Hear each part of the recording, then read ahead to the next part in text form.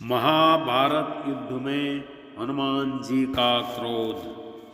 महाभारत के युद्ध में अर्जुन के रथ पर बैठे हनुमान जी कभी कभी खड़े होकर कौरवों की सेना की ओर घूर कर देखते तो उस समय कौरवों की सेना तूफान की गति से युद्ध भूमि को छोड़कर भाग जाती।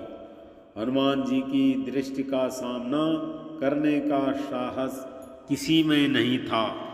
उस दिन भी ऐसा ही हुआ था जब कर्ण और अर्जुन के बीच युद्ध चल रहा था। कर्ण अर्जुन पर अत्यंत भयंकर बाणों की वर्षा किए जा रहा था।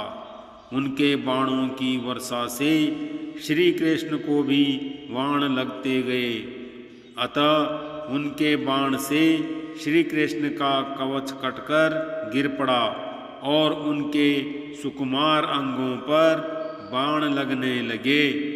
रथ की छत पर बैठे पवन पुत्र हनुमान जी एक टक नीचे अपने इन आराध्य की ओर ही देख रहे थे।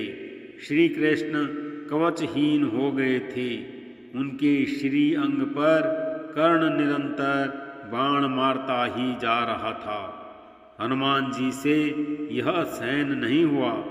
अकस्मात वे उग्रतर गर्जना करके दोनों हाथ उठाकर कर्ण को मार देने के लिए उठ खड़े हुए। हनुमान जी की भयंकर गर्जना से ऐसा लगा मानो ब्रह्मांड फट गया हो। कौरव सेना तो पहले ही भाग चुकी थी, अब पांडव पक्ष की सेना भी उनकी गर्जना के भय से भागने लगी। हनुमान जी का क्रोध देखकर कर्ण के हाथ से धनुष छूटकर गिर गया। भगवान श्री कृष्ण तत्काल उठकर अपना दक्षिण हस्त उठाया और हनुमान जी को स्पर्श करके सावधान किया। रुको, तुम्हारे क्रोध करने का समय नहीं है।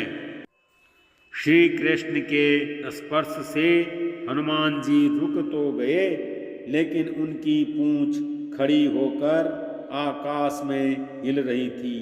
उनके दोनों हाथों की मुट्ठियां बंद थी। वे दांत कटकटा रहे थे और आग्नेय नेत्रों से कर्ण को घूर रहे थे।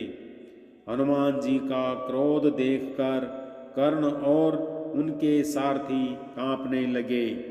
हनुमान जी का क्रोध शांत न होते देख कर श्री कृष्ण ने कड़े स्वरों में कहा, हनुमान, मेरी ओर देखो। अगर तुम इस प्रकार कर्ण की ओर कुछ क्षण और देखोगे तो कर्ण तुम्हारी दृष्टि से ही मर जाएगा। यह त्रेता युग नहीं है। तुम्हारे पराक्रम को तो दूर, तुम्हारे तेज को भी कोई यहाँ सह नहीं सकता।